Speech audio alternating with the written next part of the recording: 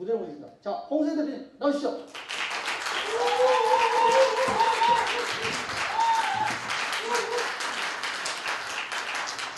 감사합니다. 먼저 죄송한 말씀 드릴게요. 제가 월요일부터 지금 청주, 대전, 서울 지금 3일째 연속 이제 강연 투어를 하고 있는데요. 저는 이상하게 큰 행사를 하면 이렇게 몸살이 오더라고요. 오늘 제 목소리가 조금 좋지 않은 점 양해를 좀 드릴게요. 그런데 목소리가 이렇게 안 좋았다는 건 뭐냐면 준비를 참 많이 했구나 이런 생각이 들지 않습니까? 네. 그래서 좀 이해해 주시고, 책을 쓰면서 정말 많은 걸 느꼈습니다.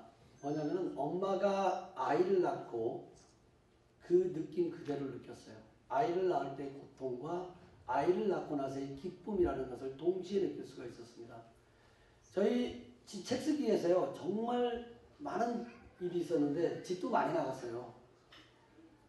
껄틱하면 집 사들고 제주도 가가지고 저 곽지해수욕장 푸른 바다를 보면서 바다만 보다 왔습니다.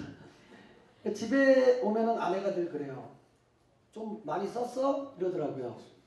그러면 제가 그러죠. 책이 그렇게 쉽게 써져? 머리에 구상은 다 하고 왔지. 이렇게 얘기를 해요. 늘 집사람의 이제 핀잔을 들으면서 책이 진짜 안 써지더라고요. 그런데 이제 하루는 처갓집에 이렇게 딱 갔는데요. 저희 처제가 저한테 물어봐요. 책 많이 썼어요? 그러니까 우리 집사람이 딱 말을 막더라고요.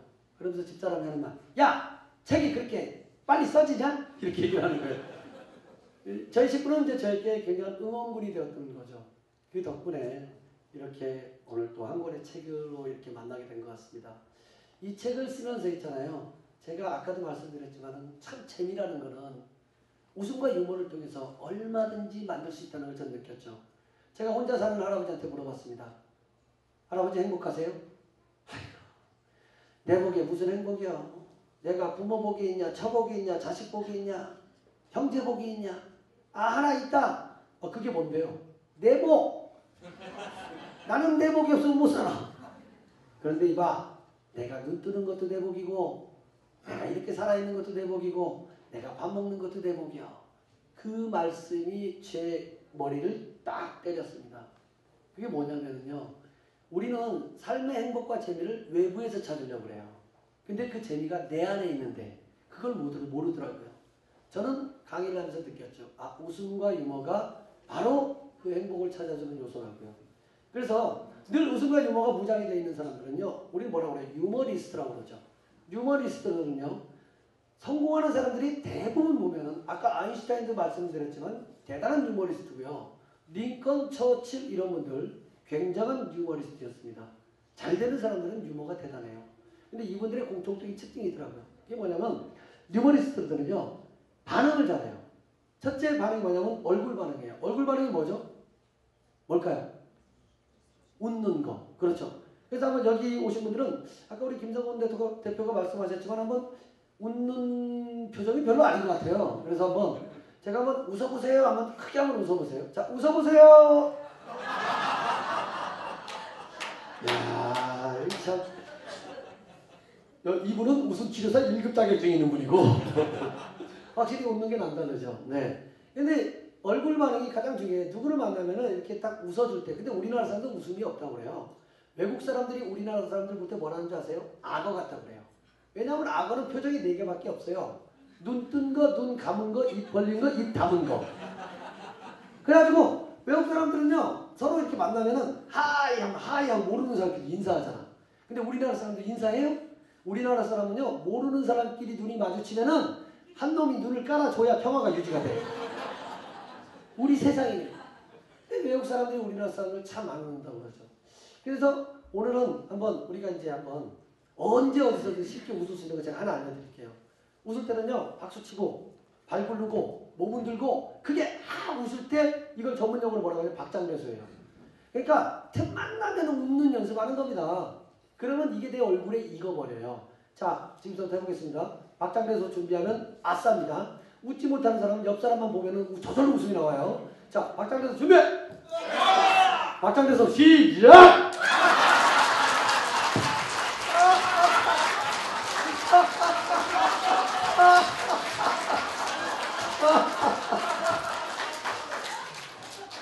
자, 끝나고 할 때 전부 다 웃음 치료사 1급 자격증들이 들어가 있습니다. 네, 아주 잘 웃으시네요.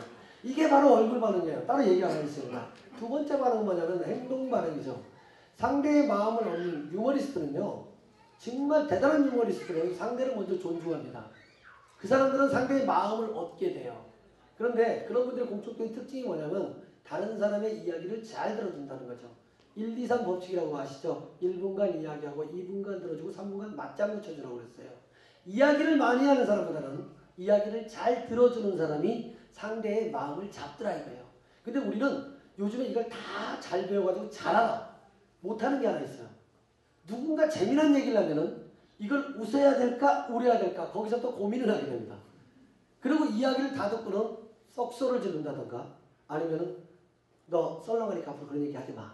이렇게 딱 잘라버리죠. 그러니까 내가 재미난 얘기를 해줘도요 상대방이 웃지를 않는 거예요. 근데 이거는 하루아침에 되는 게 아닙니다. 우리 태생이 원래 그래서 그래. 우리는 웃지 못하는 사회적 구조를 가지고 태어났었기 때문에요. 누가 무슨 얘기하면요 그걸 잘 반응을 못해요. 그래서 오늘 그걸 쉽게 하는 방법 알려드릴게요. 제가 무슨 얘기를 딱 하잖아요. 그러면 알고 있는 얘기더라도 그냥 모르는 척 해주시는 거예요. 그리고 재미가 없어도 어떻게 해요?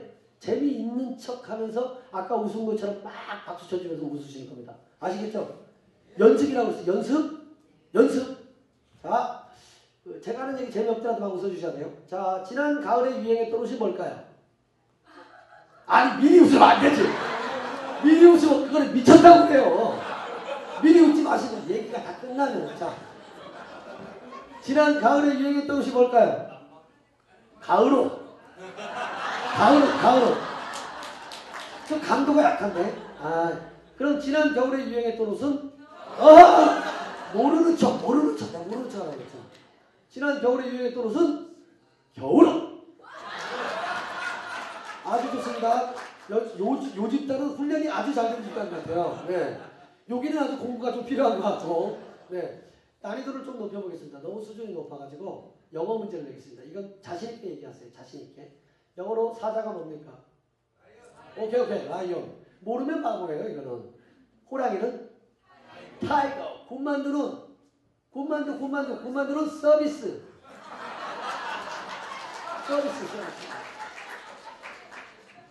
수준이 너무 높아가지고 난이도를 조금 더 높여보겠습니다. 어떤 사람이 교회를 갔어요. 교회를 가는데 양쪽 눈이 밤새가 나갔어요. 그래가지고 친구가 물은 거죠. 야, 너 눈이 왜 그러냐? 교회 갔는데 찬송가 부를 때 일어나서 부르잖아. 근데 앞에 있는 아줌마가 치마가 엉덩이에 껴있어가지고 그거 빼주다가 한 대 맞았어. 이쪽 눈은 왜 그래? 아니, 그 아줌마 그거 싫어하는 것 같아가지고 도로 껴 넣어주다가 맞았어. 과감하게 있어요. 과감하게. 바로 이게 뭐냐면 행동 반응이에요. 누가 무슨 얘기를 하면 어떻게 한다? 바로 모르는 척 하면서 막 웃어주시라는 거죠. 그래서 내가 먼저 웃어야 돼요. 웃음의 효과는 다 아시잖아요. 웃음은 있잖아요. 제가 웃음의 효과 중에서 여러 가지를 말씀드리기는 이 시간이 좀 짧아서 그렇고 딱 하나만 말씀드릴게요. 복식호흡이라는 겁니다. 복식호흡은요. 다이어트의 효과가 있고요. 그리고 사람의 감정을 조절시키는 능력을 갖고 있어요. 그래서 명상이나 요가할 때 복식호흡 하잖아요. 근데 웃음이 복식호흡이에요. 손을 배에 갖다 대보세요. 한번. 그래서 배가 울리면 그게 복식호흡입니다. 제가 전라도에 가서 강의를 하는데 서로 여러분 옆에 있는 사람께 칭찬해보세요. 딱 이랬어요. 그랬더니 맨 앞에 머리가 좀 없는 아저씨가 앉아있었고요. 또 아주머니가 앉아있었어. 그래서 제가 그랬어요. 두 분이서 칭찬해보세요. 그랬더니 아주머니가 하시는 말이 아따 아저씨는 대가리가 만나게 까져버렸어. 배가 울려 안 울려? 배가 울리죠? 이게 뭐예요? 바로 복식호흡이 되고 있다는 증거입니다. 근데 엉뚱한 걸 하고 있어요. 우리 손 내리셔도 됩니다. 이제 우리 그 여자분들이 정초만 되면 딱 하는 계획 첫 번째 목표가 뭐예요? 다이어트죠. 다이어트 중에서 가장 고민되는 부분이 어디예요? 뱃살. 근데 선생님은 배가 나온 게 아니고 가슴이 들어간 거지. 근데 배에 대해서 늘 고민을 많이 해요. 그러면서 우리는 뭐냐면요. 무슨 다이어트 약도 먹게 되고 운동도 하게 돼요. 근데 다이어트 중에서 가장 잘 되는 다이어트가 뭐냐면 승마 다이어트입니다. 승마 다이어트. 효과 진짜 좋아요. 비싸서 그렇지. 제가 제주도로 매달 이렇게 힐링 캠프를 가는데 말을 타잖아요. 저희도. 그러면 이게 숨이 헐떡헐떡거려요. 이게 살이 빠지는 원리구나. 어떤 아줌마가 진짜 100kg 나간 아줌마였거든요. 말을 딱 탔어요. 한 달 만에 30kg가 빠졌어. 효과는 정말 좋아. 말이. 그 말이 바로 뭐냐? 기름 먹을 말이 돼버렸어. 네. 다른 거 고생시키지 마세요. 웃는 순간 배가 출렁출렁 되니까 이게 바로 다이어트 효과예요. 오늘부터 다이어트 하겠다는 사람은요, 많이 웃으셔야 돼요. 그리고 감정 조절 있잖아요. 이거 되게 중요하거든요. 웃으면 있잖아요. 감정 조절이 돼요. 우리는 감정 조절한다고 맨날 어떻게 남자분들 같으면은 화가 나면은 밖에 나가서 담배 피고 오잖아요. 담배가 100개 유익하잖아요. 솔직히 보건복지부는 바보예요. 수십억씩 들어가지고 그 담배 광고를 해요. 그러니까 금연 광고를 할 필요가 없어. 정부가 KTNG한테 압력을 넣어가지고 담배 이름을 바꾸라고 해야 돼. 담배 이름을 어떻게 바꾸냐? 폐암말기, 황천길, 오동나무가 이렇게 바꾸는 거야. 담배 사러 가서 그럴 거 아니야. 아줌마 폐암말기 하나만 줘봐요. 아이고 어떡해. 폐암말기 떨어졌어. 새로 나온 심근경색되니까 아주 그냥 내전적으로 줘봐요. 담배 피고서야 그랬어요. 담배 안 피잖아. 근데 그런 것보다도요. 웃으면은 이게 저절로 해결이 돼요. 왜? 화가 나더라도요. 핏이 굳게 되면 어떻게 돼요? 마음이 안정이 되잖아. 그래서 싸울 일이 없는 거예요. 그래서 여러분들은 화가 나면은 어떻게 하냐? 제가 하나 알려드릴게요. 화장실로 달려가세요. 화장실 가서 웃으세요. 화장실 가서 으아! 이렇게 웃으면 큰일 나. 다들 미쳤다고 그래. 그때는 소리 안 내고 있는 거예요. 최불암 씨가 어떻게 웃어요? 이렇게 웃죠. 예. 이것도 진짜 웃음 효과가 있어요. 우리 한번 최불암 웃음 다 같이 해봐요. 화장실에 가서. 어차피 집에 가서 다 해볼 거잖아. 여기서 한번 다 같이 최불암 웃음 시작하면 팍! 자, 최불암 웃음 시작!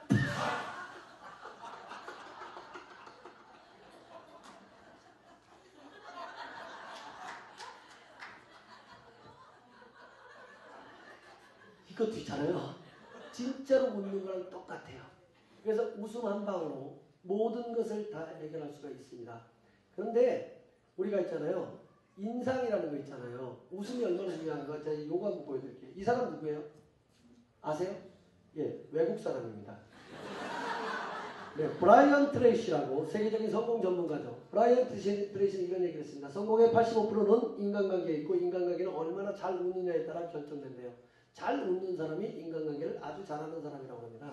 그런데 이게 바로 이거예요. 제가 이 얘기를 듣고 느낀 게 좋은 인상이 좋은 인간관계를 만들더라 이거죠.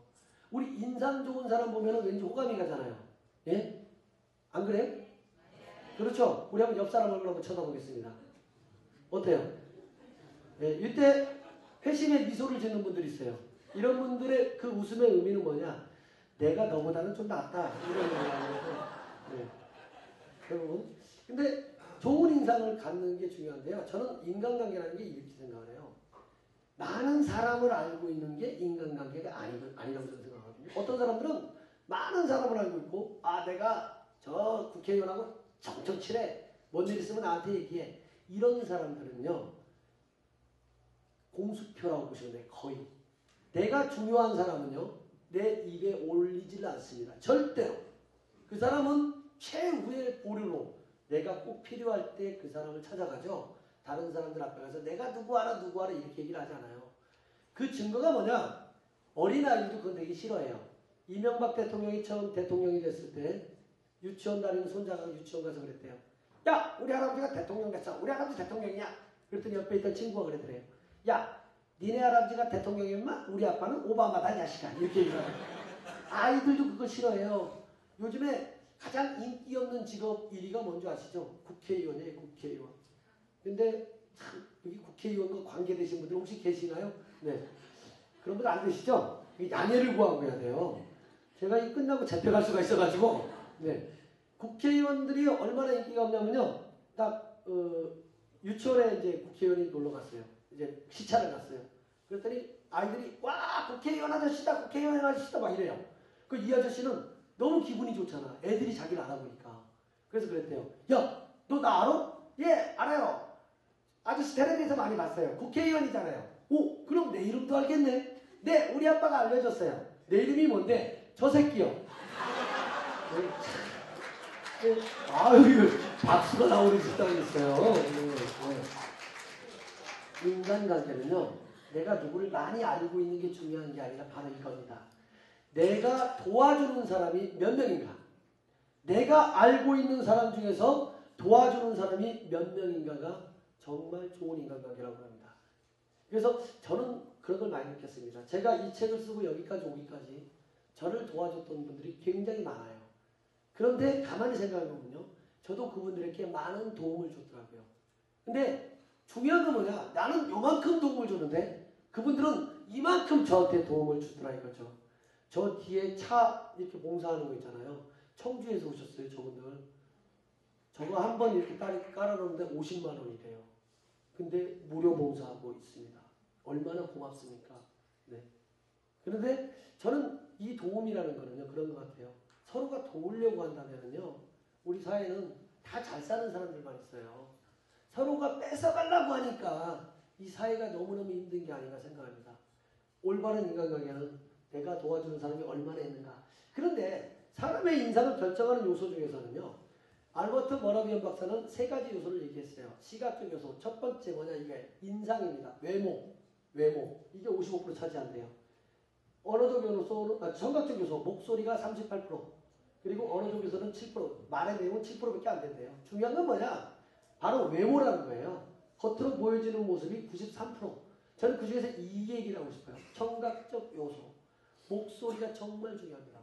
내가 회사를 운영하는 사람이라면요, 회사를 다니는 사람이라면 목소리가 통통 튀어야 돼요. 예, 안녕하세요. 여기 스칼라팀인데요. 하면서 자연스럽고 밝게 나와야 돼요. 근데 대부분 전화 받으면 어때요? 여보세요. 목소리를 딱 깔죠. 그 순간 상대방은 전화를 받는 사람은요, 굉장한 위압감을 느끼거나 기분이 나빠요. 솔직히 제가 이제 그런 적이 있었거든요. 그 1588로 오는 전화를 받았거든요.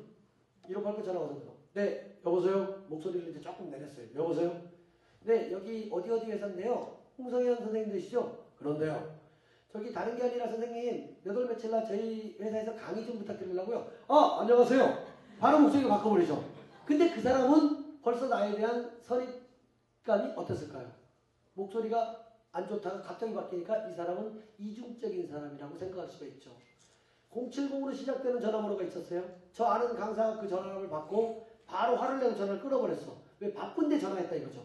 근데 그 전화가 어떤 전화인지 아십니까? 강의를 20개짜리를 부르는 전화였어요. 그분은 그 회사하고 영영 빠이빠이 했죠. 목소리가 되게 중요한 것 같아요. 저는 그래서 요즘 강의하면서 이거에 대한 되게 이야기를 많이 합니다. 조금 사람은요, 부드러워질 필요가 있는 것 같아요. 유머리스트는요, 정말 부드러워요. 누구를 만나도 잘 웃어주고 같이 대화를 하더라도 좀 부드럽게 얘기를 합니다. 그래서 실질적으로 이제 저희 집에서도 이제 그런 일이 있었죠. 저희 집 사람이 애들을 깨울 때 방학 때는 애들 잘 안 있나요. 그 목소리 톤이 탁탁 높아져. 저희 집 사람이 얘들아 일어나라. 안 일어나잖아. 그러면 조금 있으면 목소리가 좀 높아지죠. 니들 안 일어날래? 하고 소리가 딱 올라가죠. 그 다음에 육두문자가 나오죠. 이 쌍놈의 새끼들 하면서 막 들어가죠. 다 경험이 있으시잖아요. 그래서 제가 우리 집사람한테 그랬어요. 앞으로는 그렇게 얘기하지 말고 너희들 뭐뭐 하고 싶구나, 너희들 배가 고프구나, 밥 먹고 싶구나, 공부하고 싶구나, 그런 청유형의 말은 아이들이 말을 잘 듣게 하는 언어래요. 그 얘기를 해줬더니 그 다음날 저희 집사람이 그래요. 안 일어날래? 목소리가 딱 높아가요. 그래서 제가 그랬어요. 그 청유형 얘기했더니 애들 방문을 딱 열고 하는 말. 채연아, 네가 죽고 싶구나. 나연아, 네가 맞고 싶구나. 금방 말 듣더라고요. 네. 이렇게 바뀝니다. 그래서 부드러움이 강함을 이긴다는 거죠. 우리는 부드러워질 필요가 있어요. 유머리스트는요, 아까 제가 지금 말씀드렸죠? 어때요? 잘 웃는다. 그리고 좋은 인간관계, 남을 많이 도와준다. 그리고 부드럽다. 이런 특징을 가진 사람이 있습니다. 이 사람 나오면 박수치고 환장합니다. 다들 보여드리겠습니다. 바로 이 사람입니다. 감사합니다. 근데 저를 솔직히 키운 거는요, 뭐였냐면 저는 유머예요. 저는 유머 없었으면 아마 벌써 다른 삶을 살고 있거나 아니면 좀 굉장히 좀 삶이 좀 어려웠을 것 같아요. 근데 이 유머가 저를 어떻게 키웠냐면요. 솔직히 저는 그래요. 제 인생이 완전히 바뀌어버렸어요. 저는 인생의 터닝 포인트가 40이었습니다. 40 이전의 삶과 40 이후의 삶이 완전히 달라졌어요. 지금은 있잖아요. 사람들이 저를 보면 깜짝깜짝 놀래요. 제 나이가 46살인데요. 제 나이를 한 분도 안 놀라시네, 여기는. 다른 데 가면 와 이러고 그러는데, 네. 제가 나이보다 젊어 보여요, 늙어 보여요? 그 성공하는 사람들은 대화법이 있어요. 뭐냐면 누가 뭘 물어보면은 그 사람이 듣기 원하는 대답을 해준다고 합니다. 다시 한번 여쭤보겠습니다. 제가 젊어 보여요, 늙어 보여요? 아직도 성공을 거부하는 몇 분이 저기 계시네요. 네. 자, 그런데 이렇게 젊어질 수 있었던 것도요, 웃음과 유머가 있었기 때문이고요. 제가 유머를 통해 가지고 제 삶이 바뀌었던 건 딱 하나였습니다. 긍정적인 삶으로 바뀌게 됐죠. 뭐든지 부정적으로 보던 시각, 늘 저는 제 인상을 예전에 보면 굉장히 안 좋았었어요. 제가. 그런데 지금 보면 정말 내가 이렇게 변할 수 있을까? 저희 친구들은 꼭 저한테 얘기를 한다. 너는 TV 프로 꼭 나와야 돼. 무슨 프로? 우리 아이가 달라졌어요. 꼭 나와야 된다고 합니다. 그래서 오늘은 유머리스트가 되는 방법을 한 5가지만 제가 짧게 말씀을 드리도록 하겠습니다. 첫 번째는 뭐냐면 유머 친구를 만들라 이거죠. 유머 친구는 서로가 유머를 주고받을 수 있는 친구 있죠. 네, 있으세요? 없으시죠? 네, 이제 만드세요. 우리 옆 사람하고 악수하면서 따라하세요. 우리 앞으로 유머나 친구 지냅시다. 으하하하. 네, 한번 웃어주는 겁니다. 저는요 유머 친구가 되게 많아요. 정말 많거든요. 근데 늘 제 후배도 저한테 유머를 해주고요. 이 후배가 하루는 카톡이 왔어요. 형님 오늘이 처서네요. 근데 처서가 감옥 같대요. 왜 그런 줄 아세요? 왜? 사람을 쳐서. 그런 유머를 자꾸 전해주는 친구 있어요. 근데 얼마 전에 제가 메일을 한 통을 받았습니다. 모 기업의 상무님께서 메일을 주셨어요. 선생님 혹시 두슬레슬 듀어르스라는 유머를 아십니까? 그런데 제가 그때 뭐라고 대답을 했을까요? 압니다라고 얘기를 하면 안 되죠. 왜? 우리는 누가 뭘 얘기해주면 모르는 척, 재밌는 척, 뒤집어치는 척 하라고 했잖아요. 그래서 저는 잘 모르겠는데요. 이렇게 했어요. 제가 그렇게 한 이유는 뭐냐면요. 저는 솔직히 우리나라에 나와 있는 웬만한 유머는 거의 다 알고 있습니다. 근데 그건 아는 척 하면요. 사람들이 저에게 유머를 안 알려줘요. 저 사람은 다 알고 있으려니 이렇게 생각을 해요. 근데 제가 유머 편지를 매주 보내고 있는데 그 유머 편지는 바로 독자분들이 저에게 주는 소스예요. 그분들이 알려준 유머들이 굉장히 많거든요. 그래서 그분이 저에게 그런 유머를 딱 알려주시더라고요. 그 유머가 뭐냐면은 이등병이 처음 군대를 갔어요. 근데 외박을 나왔는데 병장들은 그 동네 지리에서 잘 알잖아요. 근데 이등병은 모르잖아. 이등병한테 그랬대요. 네가 알고 있는 데가 어디야? 그러니까 이 친구가 저는요 입대하기 전에 본 데가 딱 한 군데 생각나는 거예요. 터미널 앞에 두스로러스 듀어러스를 아는데요. 거기가 어딘데? 터미널 앞에 있는데요. 그래? 알았어. 어쨌거나 거기서 너가 며칠 몇 시에 만나자. 딱 했어요. 근데 이 고참이 딱 하는데 두스로러스 듀어러스가 없어. 아무리 찾아가도. 근데 쫄병이 하나 딱 서 있는 거야. 쫄병이 어디 서 있는 줄 아세요? 바로 여기 서 있었습니다. 두스로러스 듀어러스. 이 유머를 저한테 주셨죠. 네. 그래서 참 이렇게 이제 유머를 주시는 분들이 굉장히 많아요. 네. 아직도 이해가 안 됐어요? 이런 얘기를 하면 세 부류가 있어요. 바로 알아듣고 깔깔깔 웃는 분이 있고요. 옆 사람한테 왜 웃어? 이렇게 물어보는 분이 있고 웃을 때 다 같이 웃어요. 그리고 끝나고 밖에 나가가지고 아까 왜 웃음겨? 이렇게 물어보는 사람이 있다는 거죠. 네. 자, 두 번째로 뭐냐면요. 일주일에 한 번 예능 프로그램 꼭 보라는 거예요. 개그 콘서트. 정말 그거 봐야 돼요. 그거 왜 그런지 아세요? 아이들이 대화의 도구가 개그 콘서트예요. 궁금해요? 궁금하면 500원. 이게 애들이 인사예요. 그래야지 아이들은요. 이 개그 콘서트가 그 아이들끼리 친밀감을 줘요. 저는요. 저희 아버지한테 굉장히 감사드리는 게 뭐냐면 책에도 썼지만은 저희 아버지는 웃으면 보기 아이를 굉장히 좋아하셨어요. 코미디 프로를 너무 좋아하셨어요. 그래서 매일 보는 프로가 뉴스와 웃으면 보기 아이였거든요. 근데 그거는 저를 오늘날의 유머 감각을 키워준 어떤 하나의 그런 도구였어요. 친구들하고 맨날 재미난 이야기 하거든요. 그렇게 뭐예요? 친밀감이 늘죠. 대화력이 늘죠. 이게 바로 사람이 아이들이 왕따 안 당하고 커가는 비결이더라고요. 세 번째는 뭐냐면 책 인터넷에 보면요. 우리가 죽을 때까지 쓰고도 남을 유머가 많아요. 근데 이 유머를 많이 안다고 해가지고 내가 잘난 척할 필요는 없더라고요. 저는 얼마 전에 이제 그런 경험이 있었습니다. 저 아시는 강사님이요. 이제 딱 유머를 하세요. 근데 어떤 유머를 이런 유머를 하시더라고요. 그 동사무소에 처음 발령받은 공무원이 한 명 있었어요. 이 공무원이 첫날인데 고참들은 점심시간에 점심 먹으러 가고 혼자 그 민원실에 있었는데 누가 오면 어떡하나 이 마음이 조마조마한 거예요. 근데 진짜 누가 왔어요. 그래가지고 이분이 아유 안녕하세요 어떻게 오셨죠? 이렇게 물어봐야 되는데 예, 딱 긴장을 해가지고 떨리면서 어떻게 오셨죠? 그랬더니 딱 이분이 사망신고하러 왔는데요 이래요. 이 공무원이 깜짝 놀라가지고 본인이세요? 그러니까 이 아줌마는 더 놀라가지고 본인이 와야 돼요? 그 강사님이 그 얘기를 하는데 저는 이렇게 웃을 줄 몰랐어요. 다 웃더라고요. 다 알고 있는 유머인 줄 알았어요. 근데 모르는 사람들이 너무너무 많더라고요. 그 유머는 내가 다른 사람이 알 거라고 생각해서 그걸 멈추지 마시고 있잖아요. 들이대야 돼요. 들이대는 용기. 우리가 성공할 수 있었던 것은요. 어머니의 힘 때문인 거 아시죠? 어머니의 용기가 얼마나 대단한지 아세요? 옛날에 시골에 사시는 어머니는 몸빼바지 하나로 사셨어요. 장에 갈 때도 몸빼바지 입고 들에 갈 때도 몸빼바지 입고 밭에 나가서 일을 할 때도 몸빼바지를 입고 사시죠. 하루는 엄마가 종로당 가는데 딸이 물어봐요. 엄마 바지가 그거밖에 없어? 엄마가 그러죠. 어때요? 다 아는 사람들인데. 엄마가 시장을 가는데 버스 타고 시장을 가요. 근데 딸이 또 물어봐요. 엄마 시장 가는데도 그 바지 입을까? 어때요? 다 모르는 사람들인데. 어머니의 무대뽀 정신이 우리를 이렇게 훌륭하게 키웠던 겁니다. 네. 유머는요. 무조건 들이대세요. 들이대면 성공합니다. 마지막 적으세요. 네 번째 마지막이라 적으세요. 저는요.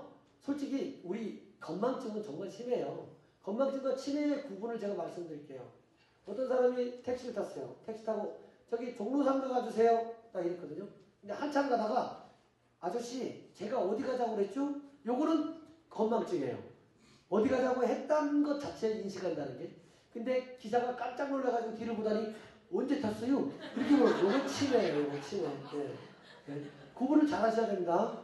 근데 건망증은요. 정말 저도 그래요. 요즘에 애우기 힘든 게 뭐냐면 영어 단어 정말 애우기 힘들죠. 어떤 사람이 메리어트 호텔에서 약속이 있었어. 메리어트 호텔이 반포였잖아요. 근데 이 사람이 메리어트가 기억이 안 나. 아무리 외워도. 그래서 어떻게 외울까 고민하다가 메리어트, 메리아스 호텔. 이렇게 외워야겠다. 그리고 그렇게 외우고 그 다음날 택시를 딱 타는데 생각이 안 나는 거야. 저 아저씨, 저 호텔 이름인데요. 속옷 이름인데, 속옷. 난닝구 호텔 좀 가주세요. 그런 데 있잖아요. 기가 막히게 딱 도착했는데 메리어트 호텔이야. 이 사람이 얼마나 깜짝 놀래. 아저씨 어떻게 제가 난닝구라고 했는데 메리어트 여기 딱 내려줘요? 아이고 이건 일도 아니요. 어제는 전설의 고향도 갔다 왔어요. 전설의 고향. 아니 거기가 어딘데요? 예술의 전당. 기억하세요. 적으세요. 무슨 일이 있으면 그냥 적으세요. 메모 습관. 솔직히 저를 키우고 이렇게 한 권의 책을 만든 것도 이 메모 습관 때문에 이제 생겼던 거거든요. 마지막으로는 관찰하시는 겁니다. 개그맨들 특성. 제가 이제 서인석 씨하고 만나면서 이렇게 이야기를 보면요. 정말 예리해요. 관찰을 너무너무 잘하더라고요. 개그맨들의 저 유머가 저기서 나오구나. 우리 생활 중에서도 굉장히 관찰할 게 많죠. 요즘에 인터넷 쇼핑몰 주문을 하게 되면은요. 배송시 요청사항이라고 있죠. 거기 쓰는 거. 거기다 뭐라고 써요? 경비실에 맡겨주세요? 아니면은 빨리 갖다 주세요? 이렇게 쓰잖아. 근데 어떤 사람이 성인용품을 딱 주문을 했어요. 근데 이 성인용품이 다른 사람인지 알면 안 되니까 거기다 이렇게 썼어요. 배송시 요청사항에다 성인용품인지 모르게 잘 포장해주세요. 딱 썼어요. 근데 그게 어때요? 박스에 딱 붙여서 나오잖아요. 요렇게. 성인용품인지 모르게 잘 포장해주세요. 라고. 다 알아버리잖아요, 사람들이. 제 딸이 지금 고등학교 2학년입니다. 이 아이가 중학교 3학년 때 인성노트를 썼어요. 어떻게 썼냐? 우리 집안의 자랑, 잘 웃는다. 내가 존경하는 인물, 조성아. 나의 장래 목표, 안 되는 점은 노력해서 꼭 되게 하자. 좌우명, 요게 죽이는 겁니다. 인생은 한 방이다. 제 딸이 이렇게 썼습니다. 이런 것도 하나의 유머거리가 되죠. 네. 어떤 식당이요. 400m 전에 간판이 있는데 100m 간격으로 간판이 있습니다. 어떻게 써있냐면 이렇게 써있더라고요. 밥 먹을 때 되시오. 400m 가니까. 300m 가니까 우리 집에 밥 해놓을게요. 이렇게 썼어요. 200m 가니까 밥 다 드시오. 얼른 와요. 100m 가니까 3,000원씩 빨리 와요. 이렇게 썼어요. 마지막 0m는 뭘까요? 그냥 가시면 식은 밥을 어떻게 해요? 한 번 웃으면서 식당 가보고 싶게 되죠. 예, 생활 속에서 유머거리가 있거든요. 제가 비디오 한 편 보여드리도록 하겠습니다.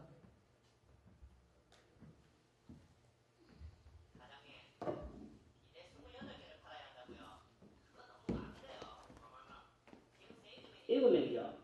그럼 그 말은 한 사람당 13개를 팔아야 한다는 말이잖아요. 그렇지. 뭐? 13개? 뭔 소리 하고 있노? 7 곱하기 13이 28이다. 예, 맞죠? 7 곱하기 4가 28이다. 사장님, 7 곱하기 13이 28입니다. 7 곱하기 4가 28이다. 이 멍청한 초등학교는 나왔냐? 그럼요. 일로 와봐. 7 곱하기 13이 28이라고. 예, 증명해봐. 분명히요. 해봐. 지금 세일즈맨이 7명이죠. 그래. 그리고 비대가 28개 있고. 아, 그래. 지금 28을 7로 나누면 13이 나온다. 이거 말하려고? 예, 증명해봐. 8을 7로 나누면 한 번 나눠지고 얼마 남아요? 1. 예, 1. 그 다음에 여기 2, 21. 21을 7로 나누면 3. 예, 3, 13. 28을 7로 나누면 13. 그렇지. 어? 아니. 뭐 이런 나눗셈이 다 있노? 아는데요. 잠깐. 곱셈. 곱셈으로 해. 곱셈이요. 예, 자, 써봐. 13.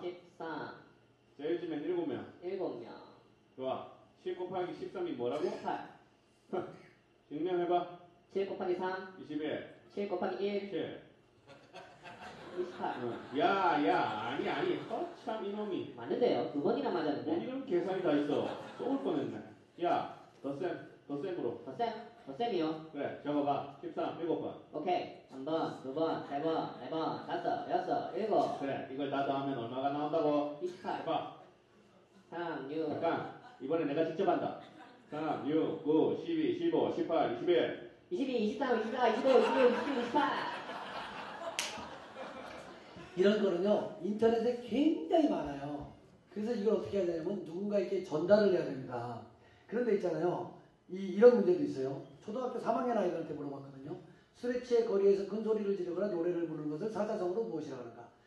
그때 가짜라는 힌트를 줬어요. 근데 아이들은요 이걸 잘 모르니까 어떻게 얘기하냐면 이게 고성방가잖아요. 고음불가, 이럴 수가, 어떤 놈은 미친 건가 이러는데 한 아이가 이렇게 합니다. 아빠인가? 또 어떤 아이는요 이런 문제를 또 냈습니다. 선생님이 초등학교 3학년한테 어떤 일을 시작해도 3일을 못 채우고 그만두는 경우를 이르는 사자성어는 그 자가구삼, 작심삼일이잖아요. 근데 뭐라고 썼냐면 작은 삼촌. 결국은 뭐냐면요 어른의 행동은 아이들의 삶의 교본이라는 거죠. 어른들이 유머를 아이들한테 해줘야 돼요. 그게 유태인의 사고방식입니다. 유태인은요 세계에서 가장 자신들이 뛰어난 민족이라고 해요. 그 증거가 뭐냐면요 노벨상을 가장 많이 받는 민족이 유태인이고 미국에서 가장 부자들의 집단이 유태인 집단이에요. 그런데 우리는요 그 사람들을 부정할 게 아니라 그 사람들이 왜 그렇게 부자가 됐는가를 배워야 돼요. 그걸 어디서 느꼈냐? 그 사람들은 어렸을 때부터 유머가 생활에 돼 있다고 합니다. 늘 농담을 하게끔 해요. 유머가 없는 사람은 머리를 숫돌을 가려야 된다고 이렇게 얘기를 할 정도거든요. 그 나라의 유머가 우리나라에도 굉장히 많이 들어왔어요. 그 대표적인 유머가 이거예요. 엄마가 아이를 깨워요. 빨리 학교 가야지. 빨리 일어나. 아 엄마 나 학교 가기 싫어요. 난 애들이 싫단 말. 애들이 날 싫어한단 말이에요. 빨리 넌 그래도 학교를 가야 돼. 엄마 내가 학교를 가야 되는 이유를 두 가지만 말해보세요. 너는 52살이고 그 학교 교장이잖아. 근데 이게 그 나라의 유머예요. 예. 우리나라 사람들은 역시 잘 안 웃네요. 예. 근데 이게 바로 어른들이 유머를 전달해줬을 때 우리 아이들의 미래가 밝아진다고 저는 이제 그런 생각을 합니다. 그러면서 유머는요 자꾸 누군가에게 흘러가게끔 해야 돼요. 유머라는 말이 라틴어의 책, 수액이라는 말이거든요. 그럼 뭐냐? 액체는 흘러야 돼요. 머릿속에 고여있으면 어떻게 돼? 썩어버리거든요. 지금 오늘 내가 해준 유머 그냥 머릿속에 썩지 마시고 집에 가셔서 가족들한테 해주세요. 친구나 동료들한테는 먼저 해주지 마세요. 친구나 동료들은 제 강의를 안 들었기 때문에 나 썰렁해 그런 유머 하지마 이렇게 해요. 아주 썰렁한 바보가 돼요. 근데 집에 가서 해주면은요 집에는 썰렁해도 내쫓진 않아요. 그러니까 집에 가서 식구들한테 하루에 한 가지 유머를 해주세요. 그래서 유머는 있잖아요. 흐르는 물처럼 누군가에게 전해질 때 그 빛을 발하는 거거든요. 그게 뭐냐? 다른 사람을 웃게 만들 수 있는 거 이게 바로 사랑입니다. 유머는 사랑. 여러분들은요 사랑이라는 말을 하면 가장 먼저 떠오르는 단어가 뭐예요? 사랑이라는 말. 엄마, 그죠? 또 아버지, 근데 여러분들은 엄마와의 추억이 많습니까? 아버지와의 추억이 많습니까? 엄마와의 추억이 많죠. 저는요, 엄마와의 추억이 없습니다. 저는 초등학교 2학년 때 어머니가 돌아가셨어요. 저는 엄마와의 추억이 없는 게 저희 엄마는 많이 아프셨던 것 같아요. 그리고 초등학교 2학년 때 맛있게 점심을 먹고 나오시다가 쓰러지셔서 그 길로 이 세상을 떠나셨습니다. 제가 가장 부러웠던 친구가 하나 있었어요. 초등학교 때 저희 반에 엄마가 학교 선생했던 여자아이가 있었습니다. 저는 그 아이가 부러웠던 것은 그 아이의 엄마가 학교 선생님이어서가 아니었고요. 그 아이가 좋은 옷을 입고 다녀서가 아니었고 그 아이가 좋은 집에 살고 있어서가 아니었어요. 쉬는 시간만 되면 복도에서 지 엄마를 만나서 안기는 그 모습을 봤을 때 그 모습이 너무너무 부러웠습니다.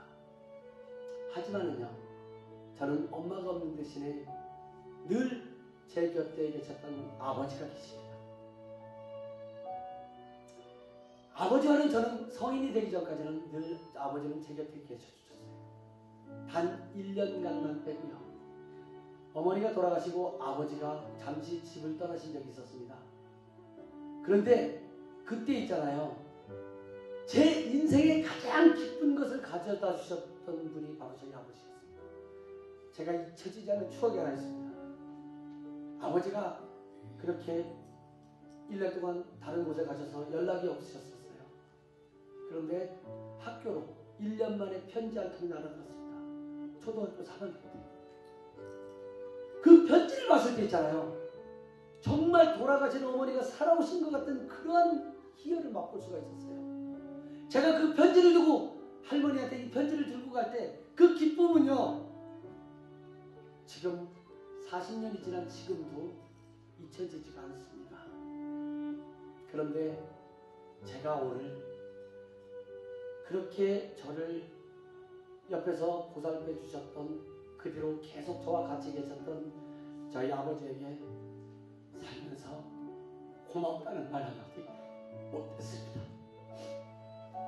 오늘 저희 아버지가 와 계십니다. 제가 저희 아버지께 사랑한다는 말과 함께 아버지를 꼭 알아드리고 싶습니다. 그리고 이 책을 저희 아버지에게 사랑의 마음을 전해서 전달해 드리도록 하겠습니다. 아버지, 사랑합니다.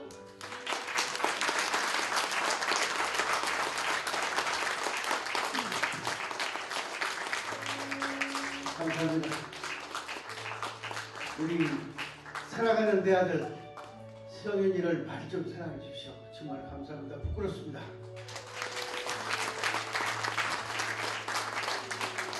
감사합니다. 우리 아버지는 이렇게 이벤트를 잘하세요. 마이크를 주시거든 항상 마이크를 들고 이렇게 말씀을 하시는데요. 아버지가 있어서 오늘 제가 이렇게 있었던 것 같고요. 제가 꼭 저희 선생님들한테도 얘기합니다. 오늘 집에 가시면은 아버지에게 꼭 한번 전화 한 통 해보시라고, 어머니에게 해보시라고. 저는 최기상 소장님을 굉장히 존경하는 이유가 있어요. 왜 그러냐면은 정말 삶을 실천하시는 분이거든요. 맨날 엄마한테 전화해요. 엄마 웃자, 하하하하. 전화해도 계속 엄마하고 웃습니다. 강의할 때 보면은요, 그걸 직접 라이브로 들려줘요. 하루는 엄마가 전화가 와요. 강의하다 보면 전화가 오면은요, 우리 엄마네? 그러면서 수화기를 거기다 마이크를 갖다 댑니다. 아들아, 나다, 웃자, 하하하하. 이러는 게 최기상 소장님이었습니다. 유머가 있는 사람은요, 사랑이 있어요. 제가 최기상 선생님을 존경했던 이유가 그거거든요.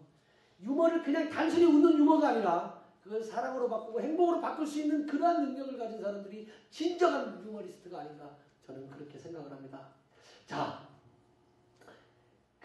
우리요, 늘 이제 제가 아까 우리 김성곤 대표님도 말씀하셨지만 크리스토퍼 리더십 코스라는 게 있습니다. 거기에서 늘 하는 게 허깅이에요.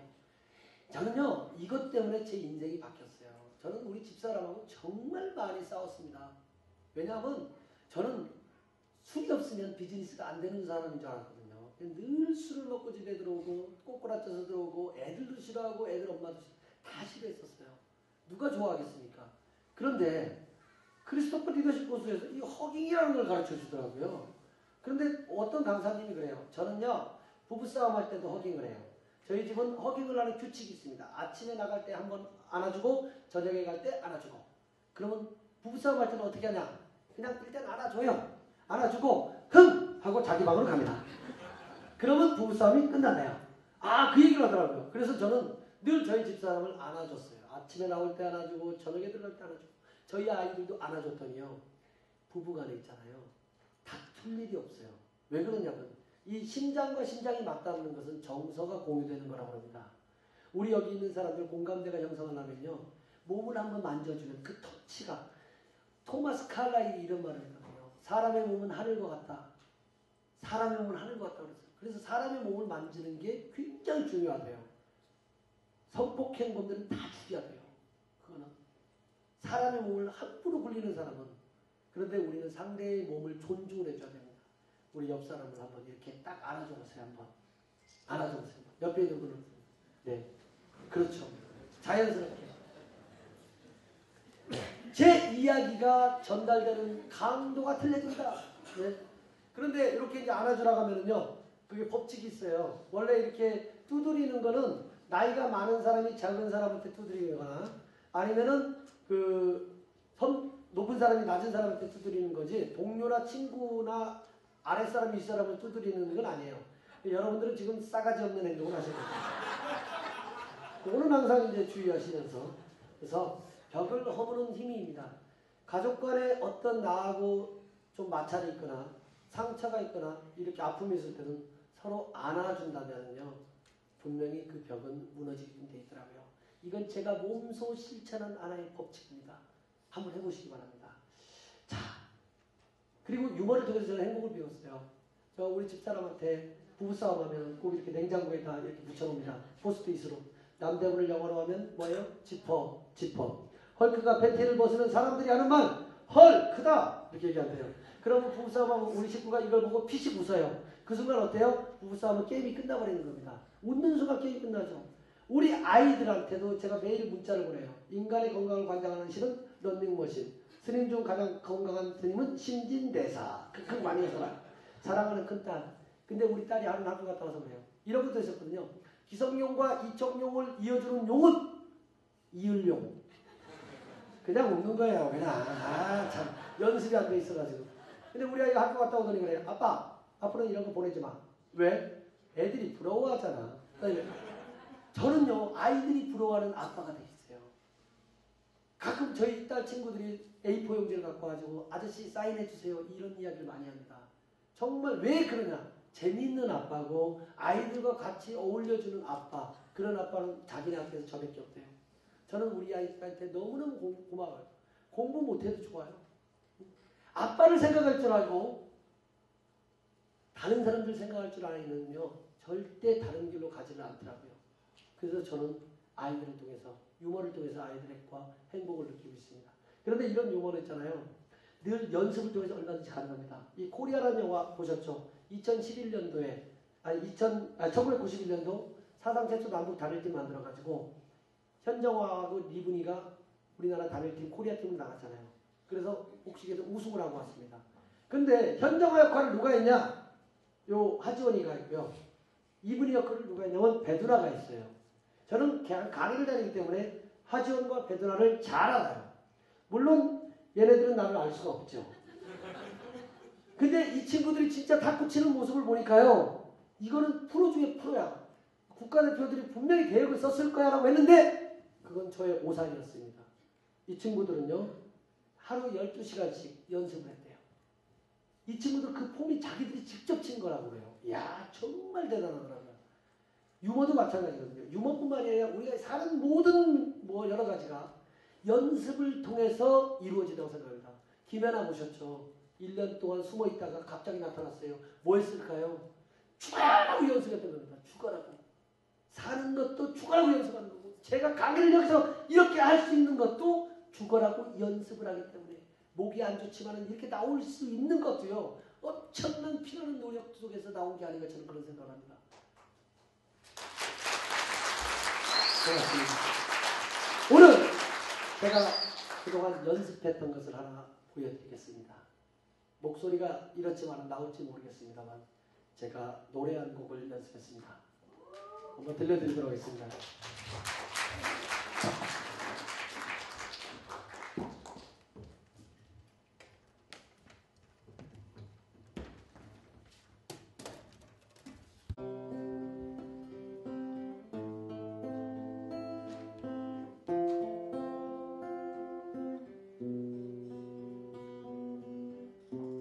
어제는 하루 종일 비가 내렸어.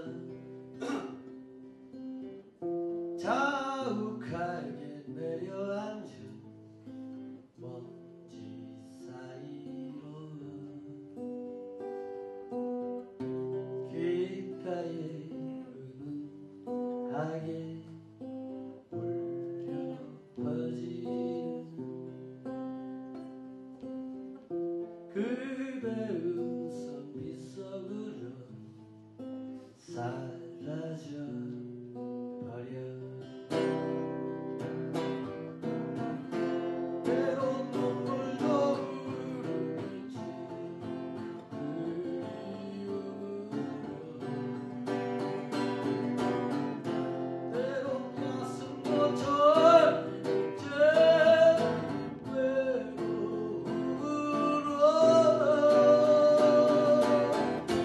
사랑의 주여 그대를 사랑했지만 그저 이렇게 멀리서 바라볼 나가설 수 없어. 지친 그대의 곁에 머물고 싶지만 떠날 수밖에. 그대를 사랑했지만.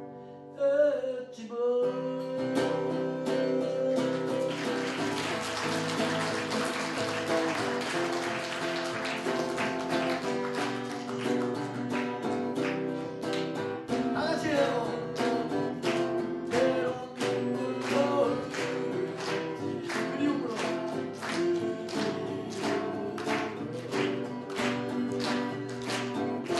때론 가슴도 저리지 외로움으로. 사랑이지만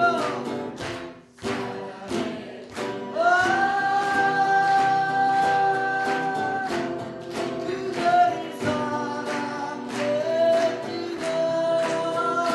그저 이렇게 멀리서 바라보고 나가설 수 없어. 지친 그대 곁에 머물고 싶지만 떠날 수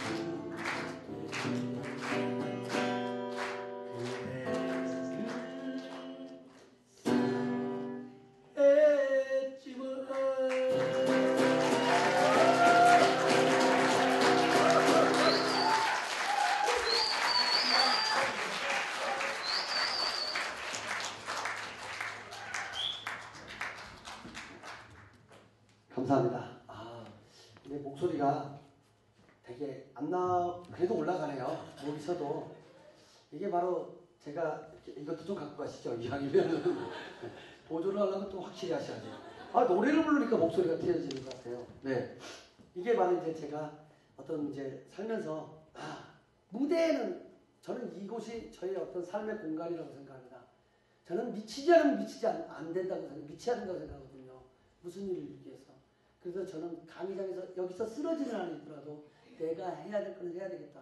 그래서 오늘 준비했던 노래를 불러드렸고요. 자, 아까 우리 김성구 대표님이 그런 얘기했죠. 즐기는 건 사랑이라고. 저는요, 바로 강의를 통해서 그걸 배웠습니다. 우리 강사들의 무덤이 어딘지 아십니까?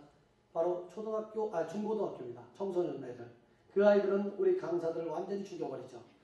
정말 강의는요, 말 그렇게 안 돼요. 한 100명 정도 되는 학생들이 있었습니다. 그 학생들이 있잖아요. 딱 갔는데 정리시키는데 10분 걸리더라고요. 10분. 앉아가지고요. 애들이 딴짓하고 하는데 딱 나 이제 강의 시작했어요. 한 놈이 손을 들어. 선생님 저 화장실 갔다 올게요. 갔다 와. 또 옆에서 바로 들어. 선생님 저도 갔다 올게요. 갔다 와. 하나가 또 선생님 저도 갔다 올게요. 도저히 수업이 안 되겠어요. 그래서 제가 그랬죠. 야 너희들 화장실 가려면 지금부터 선생님한테 이야기하지 말고 그냥 조용히 나갔다 와. 근데 우리나라 아이들은 참 말을 잘 들어요. 그 얘기가 끝나는 순간 발이 나가고 있더라고요. 와 근데 있잖아요. 수업을 해야 될까 말아야 될까 고민하다가 제가 진짜 수업을 했어요. 정말 열정을 다해서. 왜? 수업을 너무 잘 들어주는 3명의 학생이 있었기 때문에. 그리고 그 아이들에게 뭔가를 주고 싶더라고요. 너무 내 얘기를 잘 들어주니까. 그래서 선물을 주기 위해서 문제를 냈습니다. 아주 쉬운 문제를. 근데 요놈들이 못 맞춰. 수업 태도가 제일 불량한 놈을 맞췄어요. 나오라고 그랬죠. 나와서 제가 뭘 줬는 줄 아십니까? 지갑에서 10,000원을 딱 꺼내서 줬습니다. 그때부터 아이들이 눈빛이 초록초록 빛나기 시작했어요. 제가 무슨 얘기를 하면 손이 번쩍번쩍 올라가려고 그래요. 물론 그 뒤로 저는 문제를 한 군데도 안 냈습니다. 근데 제가 왜 그 아이들한테 그걸 주고 싶었을까? 그것이 바로 사랑이었더라고요.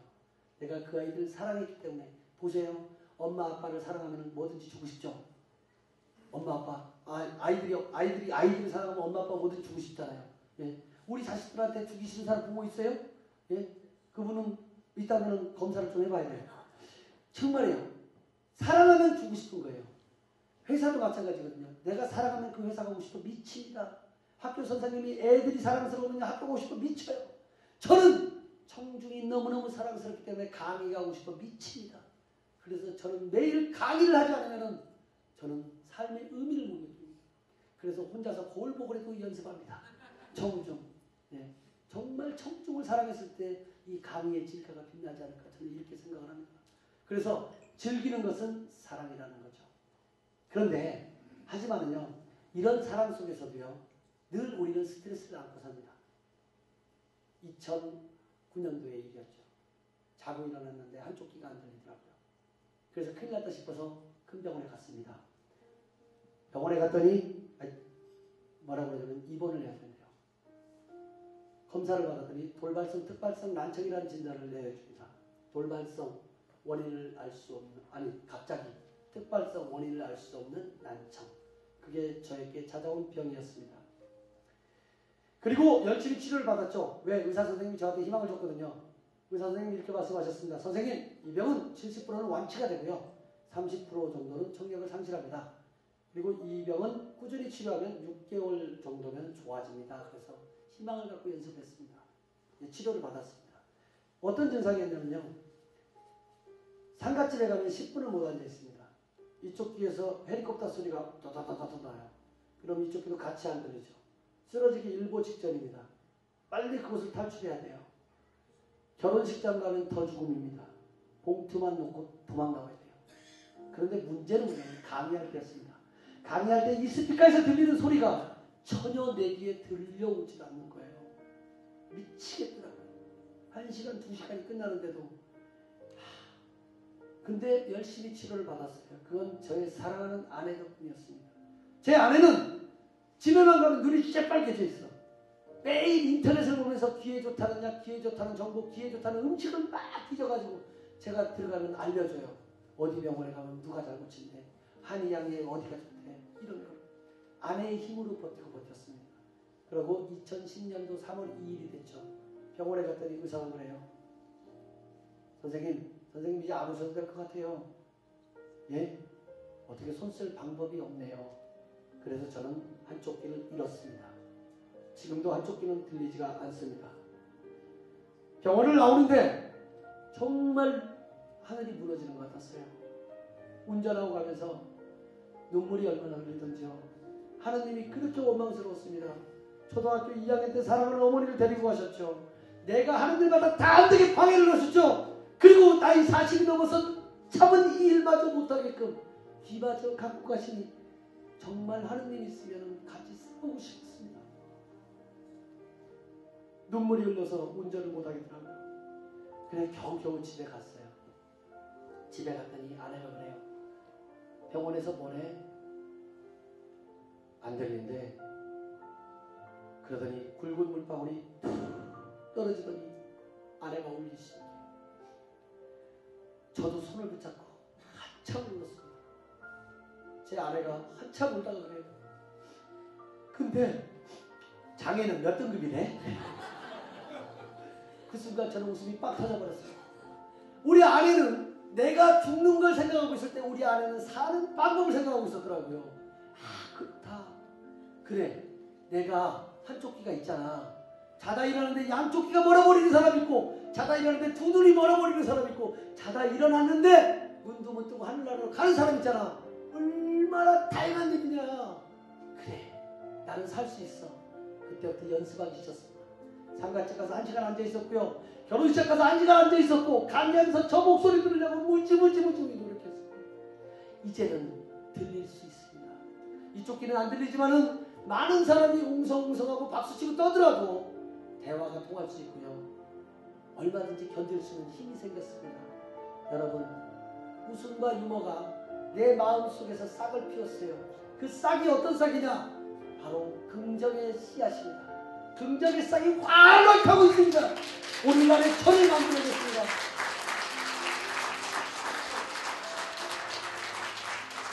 감사합니다. 혹자들은 이런 얘기를 합니다. 웃음과 유머? 아이고, 그거는 실없는 놈들이 하는 것이라고 비웃더라고요. 강의 가면은 다들 그런 얘기를 해요. 선생님, 우리가 좀 즐거운 시간이 필요해서 그런데 선생님 좀 웃겨주세요. 근데요, 예, 알겠습니다. 그래서 저를 다 물려버려. 웃음과 유머를 얕잡아보지 말라는 얘기죠. 그것이 바로 우리 인생을 바꿀 수 있는 하나의 모티브가 될 수가 있다는 거예요. 모티브가 있을 때 우리의 삶은 반드시 변화가 일어나는데, 그 변화는 반드시 옳은 길로 변화가 된다는 거죠. 웃음과 유머 제대로 정확하게 하는 사람 치고요, 사기치는 사람 없습니다. 대부분 겉으로 현란한 입놀림으로 지저귀는 사람들, 그걸로 단순하게 남을 웃기려고 하는 사람들이 사기치는 사람들이죠. 진정으로 그 사람들의 마음을 감동시키려고 웃음을 만들어내고 유머를 만들어내는 사람들은요, 모든 것을 다 나눠줍니다. 저는 유머는 절대 긍정의 힘을 만들어준다고 생각을 합니다. 자, 저는 이제 새로운 꿈을 만납니다. 어떤 꿈을 만나냐? 저는 힐링 캠프라는 것을 이제 시작했습니다. 많은 사람들과 같이 그 사람들 마음속의 아픔을 치유해주는 일을 하러 여기저기를 떠납니다. 4월 4일 날 제주도로 떠나거든요. 아직 빈자리 많습니다. 가고 싶은 분들은 저의 손을 잡아주시기 바랍니다. 제주도에 가서 이렇게 강의로 하는 게 아니라요, 제주도 현지의 그 삶을 체험을 합니다. 옷도 염색을 해보고, 그리고 차도 만들어보고, 그리고 같이 생각해보고요. 그리고 이렇게 오름에 올라가서 내 자신을 한번 돌아보고, 또 나의 사랑하는 사람의 그림을 그리고 그 사람에 관한 이야기를 통해보고, 또 말을 타면서 이런 기상을 꿈꾸는 이러한 캠프를 합니다. 이게 제가 잘 되자고 하는 게 아니에요. 누군가 웃음과 유머, 그리고 그 속에서 내 마음을 치유할 수 있는 것을 같이 한번 공유를 해보자는 의미에서 이런 캠프를 준비했고요. 내년이면 아마 이런 이야기가 책으로 아마 나와질 것 같아요. 제가 전국을 다니면서요, 좀 재미난 곳을 이렇게 다니면서 이 글로 지금 쓰고 있습니다. 두 번째 작품 이야기를 미리 해드립니다. 통영에 가면은 동피랑이라는 것이 있습니다. 동피랑이 뭐냐면은, 피랑이라는 말이 절벽, 벼락이라는 말이래요. 동피랑에 가면 삼시세끼라는 식당이 있습니다. 이 식당을 딱 갔더니 여기 구이정식이라고 써있더라고요. 식당을 딱 들어가서 구이정식 주세요 하니까 1인분은 안 판대요. 2인분부터 판대요. 그래서 나오려고 그랬더니 아주머니가 저를 잡아요. 근데 그 1인분은 주기는 주는데 조금이라도 괜찮을까요? 딱 이러더라고요. 아, 괜찮습니다. 그랬더니 1인분이 딱 나오는데 어떻게 나왔냐면 이렇게 딱 세 동갈이 나왔습니다. 그래가지고 그 순간 제가 카메라를 딱 갖다 대고 사진 찍는데 아줌마가 부엌에서 뛰어나와요. 아, 그 뭘로 찍습니까? 감사시라거나. 딱 그러더니 아주머니가 부엌에 다시 들어가더니 한 마리를 더 갖고 오더라고요. 바로 이런 거거든요. 이런 이야기를 제가 글로 쓸 겁니다. 그런데 이 아주머니는 더 재밌어도 뭐냐면은 바로 요겁니다. 요게 뭐죠? 깍두기죠. 깍두기 밑에 생선이 이렇게 좀 들어가 있었습니다. 조그만 젓갈이에요. 이 아주머니가 이러면서 그래요. 요걸 좀 찍어달래요. 요걸 딱 찍으려고 했더니 이 아줌마가 바로 요렇게 만들어 버리더라고요. 요렇게 이걸 올려놔가지고 저보고 찍으라고 그러더라고요. 그래서 이렇게 찍어서 이거는 이제 아마 내년 이맘때쯤이면 또 한 권의 책으로 만나게 될지 않을까 생각합니다. 여러분 즐거우셨습니까? 네. 여러분 행복하셨습니까? 네. 저와 같이 더 큰 행복 여행을 떠나고 싶다면 제 책에 있는 앞에 제 전화번호가 나옵니다. 전화번호에 여러분의 메일과 이름을 알려주시면 제가 유머 편지를 보내드리겠습니다. 모두 행복하고 사랑 넘치고 그리고 원하시는 모든 걸 이루는 우리 선생님들 되시기 바라면서 저는 이만 마치도록 하겠습니다. 감사합니다.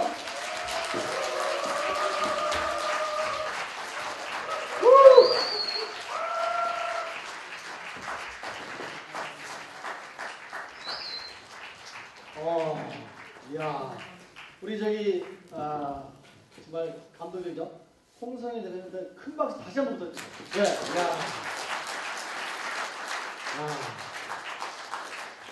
이거 시간이 너무 짧죠? 정말 너무 짧습니다. 너무 아직 다 안 끝났어요. 좀만 좀 기다리시고요. 네, 추첨이 나와서 선물이 좀 많이 있어요. 선물이 많이 있으니까 좀만 참고요. 자, 어쨌든 우리 홍성현 대표님을 모시고 오늘 책 출간, 유머를 잘하는 사람이 세상을 리드한다는 그런 책을 가지고 오늘 저자와 만나왔습니다. 이 삶이 고스란히 그 책으로 옮겨져 있어요. 정말 책을 보면서 이거는 유머책이 단순한 유머책이 아니고 웬만한 그 자기계발서보다는 훨씬 더 뛰어넘는 그런 책입니다.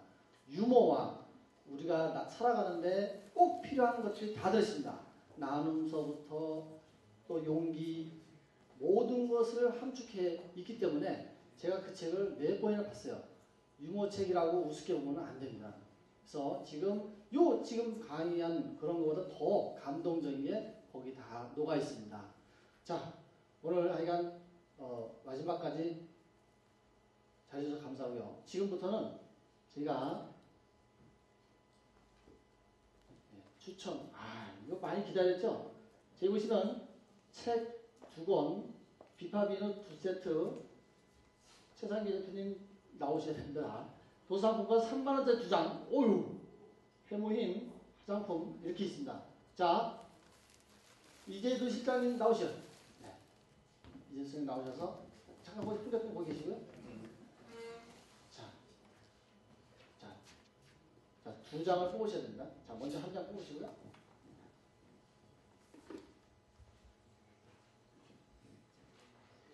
김미경님. 네.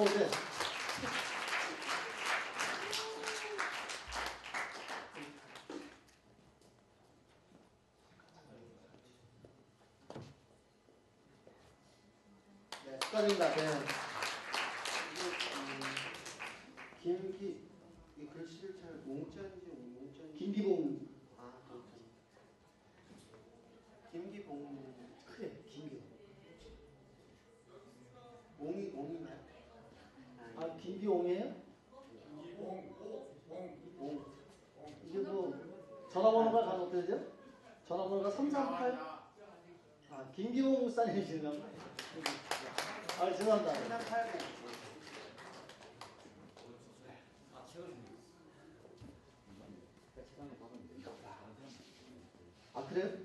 그래요? 이게 여기서 또 나눔이 나옵니다. 배려가 나오죠? 그럼 그분 나오시죠. 아까 김기홍님. 네, 나오세요.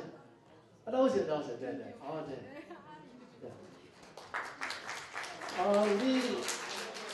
우리 저기 네, 감사합니다. 네. 자, 수고하셨습니다. 그 다음에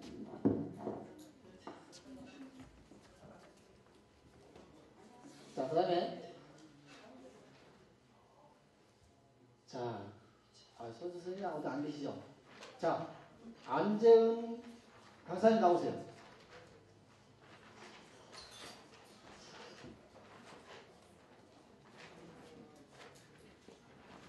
네. 자, 비파 비누 세트입니다.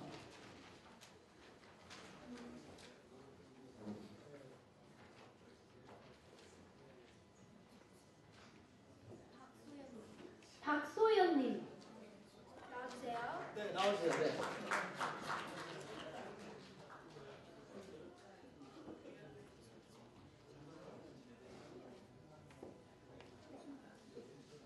네. 충청북도 산골에서 사셨나봐. 나오시는데. 네. 축하드립니다. 네. 자, 썸.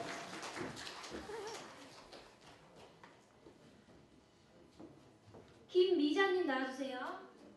김미자님. 네네. 네, 축하드립니다. 네. 자, 이걸 자꾸 넘어가면 안 되는 게 자꾸 여기요. 그 다음에 이제 도서 상품권 3만원짜리 두상입니다. 자, 최기상 소장님 나오세요. 네.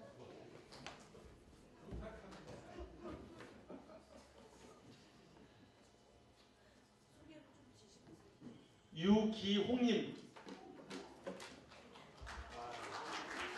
네, 어서 나오세요. 네. 학생인 것 같은데 도서 상품 너무 좋죠? 네. 구덕 비전에서 줍니다. 네. 네. 감사합니다. 네. 김귀옥님. 이건 안 되죠. 다시 이제 다시. 네. 죄송합니다. 네. 글쎄 말이야. 이종옥님. 이경옥. 이경옥님. 네, 어서 오세요. 네.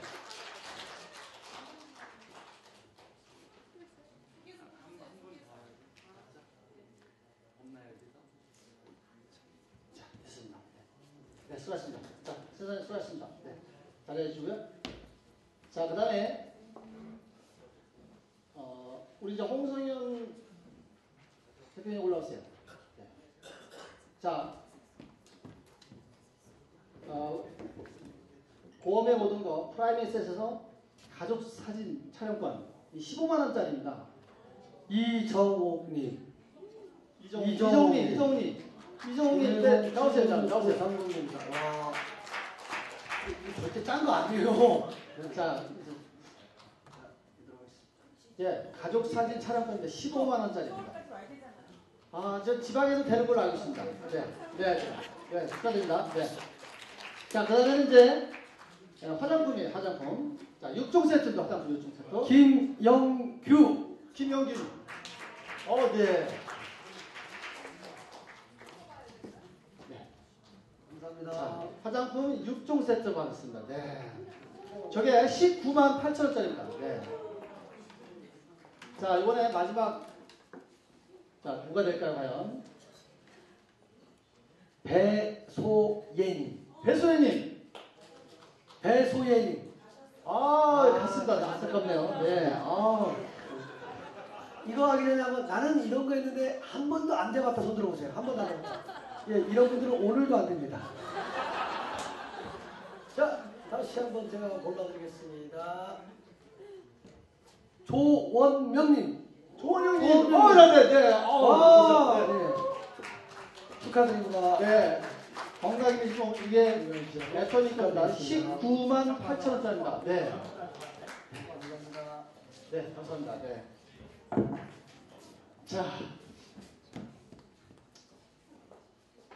자, 이제 거의 다 끝났습니다. 저희가 다음 달, 저희가 4월 19일입니다. 4월 19일 정창덕 교수님을 모시고 요자에서 또 토크쇼가 있어요. 우리가 노숙자의 아버지 이 방송에서 내 가족은 노숙자다 이렇게 말씀을 하시는 분이죠. 이분은 암 수술을 2번을 받으셨어요.